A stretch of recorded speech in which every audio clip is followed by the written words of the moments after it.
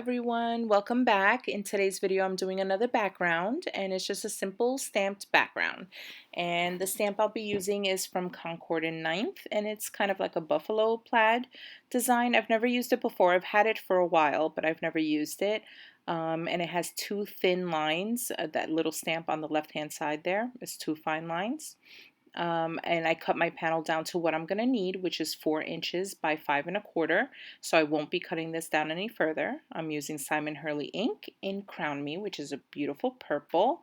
And I'm doing some embossing on the fine lines. I'm thinking I'll do the gold. I think that'll look really pretty and stand out from the purple. And I have my embossing powder in my daughter's sock. Yeah, don't judge. And I use what you got, guys. And I don't show it here, but I end up using Versamark ink for the embossing part of it.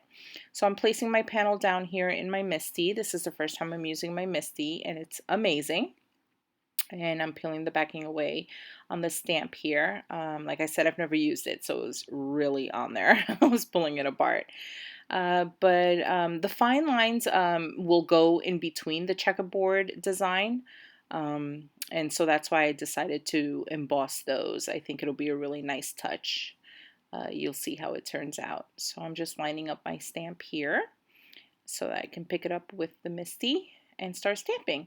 So something that happened, you'll see when I started using the ink pad and putting it onto the stamp, I noticed when I closed my Misty to stamp it down on the paper, I realized that where I was stamping, it seemed like the corners of the ink pad were depositing more ink than the center of the pad. That's what it looked like.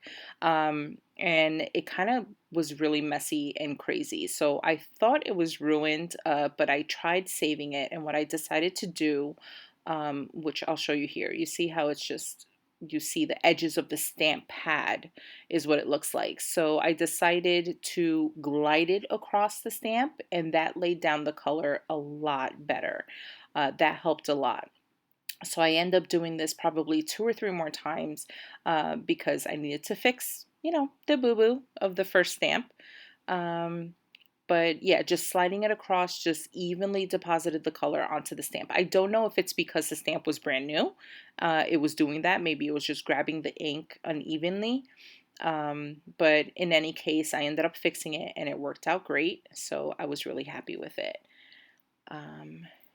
And I'll do it one more time. So while this is going on, I just wanted to thank all of you guys for subscribing and all of your great comments and all of your support. I really do appreciate it. So for that, I decided the card that I make in this video that you're watching, I would love to send it off to one of you. All you need to do is just leave a comment below. And of course, be a subscriber. And I will pick someone randomly in a few days, probably 2 or 3 days. I'll pick a name and I'll reach out to you. You give me your information and I'll send it off. It's just a little thank you, nothing crazy, no huge giveaway, but just something to show you that I really do appreciate all the support I've been receiving. So yeah, just leave a comment below for that. So here I'm placing the other stamp that goes with this, the coordinating stamp. It's 2 fine lines, like I said, and it goes in between on the white space on the stamping here on the checkerboard. And I'm putting my embossing powder from my little sock. Yes, I'm proud of it, guys. Don't judge. And and I'm using the Versamark. I didn't show it here, but that's the Versamark ink pad. And I'm just inking the lines. And then just placing it down, and I end up just moving this stamp along from left to right so that I'm covering all those little white columns, the white spaces in between the checkerboard. And you can't see it obviously because the Versamark ink is clear, but it just will come to life when we put the embossing powder on it. You'll see. I was really happy with it. I was a little nervous because the lines are really thin actually, and I wasn't sure if the Versamark ink was really doing a good impression up and down. And I also end up doing it left to right, like horizontally. I'll end up moving it. You'll see here. And so I have lines all over, both vertically and horizontally, that I'll be embossing with the gold. And you can do this with any color, guys. Like if you don't have embossing powder and you don't have the capability of doing that, perfectly fine. Just use ink. If you do, for example, with this purple, I could use a darker purple and just keep it, monochromatic. Or I can use a completely contrasting color, use black to put the lines. The possibilities are really endless, and it's really easy and it moves quickly. And you can have a bunch of backgrounds just ready for you to go. You can use these backgrounds for thank yous, for birthdays, for thinking of you, for absolutely anything. And you can embellish it however you'd like as well. Or you can die cut this, design it and die cut it. Use a really nice die cut for your card. So the possibilities are really endless. And like I said, it's just a really simple technique. And if you don't have a checkerboard background, that's fine. Any background, just this technique alone of just doing a solid, like a big background, is easy because you can make it into whatever you'd like and embellish it however you'd like. So it's really quick and simple. So there you go. I did all the lines and I'm going to peel this off of my MISTI now and start embossing and making a mess because that's what I do with embossing powder, guys. I don't know how. I watch all these videos and everyone's just so clean with it. They use the coffee filters or they use just a piece of paper like I am and, all nice and tidy and feed it back into the bottle and you're good to go. Yeah, not me, guys. I get it everywhere. But anyway, so you see here, the lines are starting to come alive with the embossing powder being placed on it. I do end up having a corner, which you'll see I'll start tapping it off on the bottom left-hand side. I was trying to like really flick it on the back to try to get it off. It got on the actual checkerboard part, but it wasn't coming off. So simple fix, I just took a little brush and I just kind of flicked it away. It was just this corner here. I had some embossing powder on the checkers and I didn't want that because I just wanted on the lines. So I just cleaned it up with the brush really quick, easy, and I'm good to go. So I'm going to speed through the embossing process. No reason to watch that. Um, Here I go, trying to clean up my mess. Look at the glass mat, guys. Like I have embossing powder everywhere. How do you guys keep this stuff in check? Embossing powder for me is like glitter for most people. Like it just gets everywhere for me. Everywhere. Anyway, so here I am heat embossing it. And I was so happy with this. It really came out really nice. It's a really nice design. It's simple, but it's so nice, guys.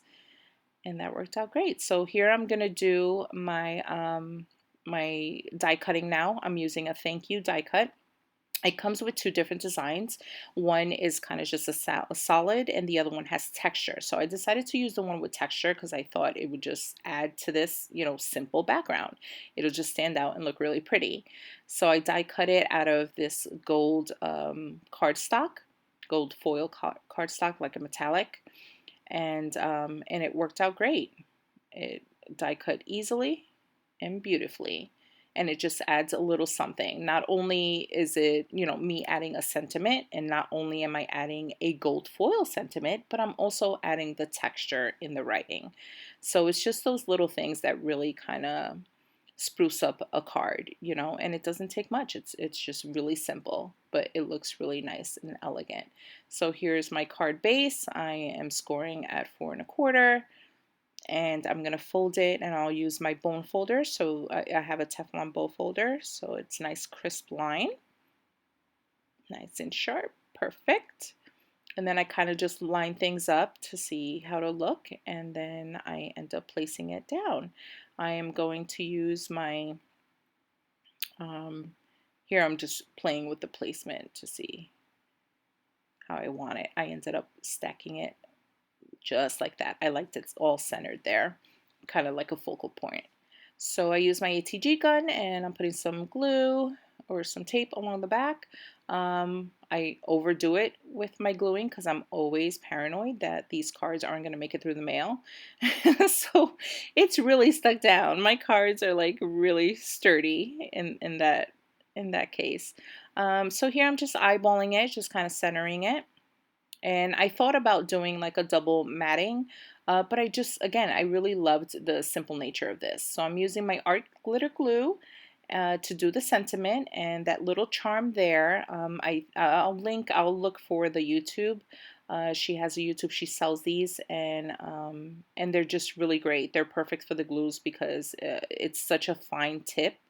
on the glue bottle that it clogs up very easily. So using this is great, and it's pretty and dangly, and you don't lose it. Like I've lost pins. I take the pins out, I start using the glue, and then I don't know where the pin is.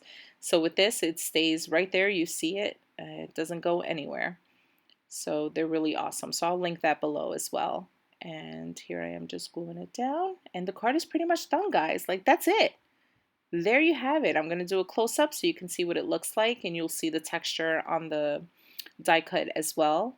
You see the shine of the lines, the embossed lines. And you'll see the texture here in just a second. You'll see it come in screen right here. See that? I'm really happy with it, and hopefully you guys are happy with it. I would love to send it to one of you. Please leave a comment below and I'll pick someone. And thank you so much for watching and all of your support. It really means the world. Thank you again. If you're not subscribed, please do so. Bye.